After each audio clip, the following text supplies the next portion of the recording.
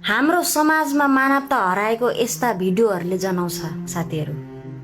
अब हेर्नुस् त, यहाँ लासले लगाएको गरगहना निकालेर राखेको छ, तर त्यो लासलाई त्यत्तिकै फेरि पानीमै डुब्नको लागि छोडिदिएको छन्।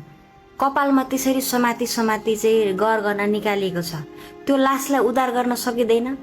एउटा मान्छेको लास पो हो त, कुकुर गाई बाख्रा त होइन नि साथीहरू। उद्धार गर्न सकिँदैन। मानवता हराएको समाज त्यसै भनिन्छ त। मानवता हराउँदै गयो क्या, हाम्रो समाजमा मानवता हराउँदै गयो।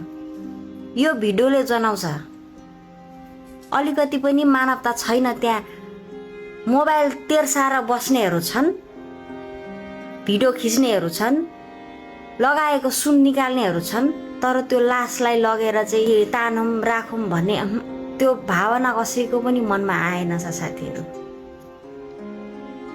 दुःख लाग्छ मलाई।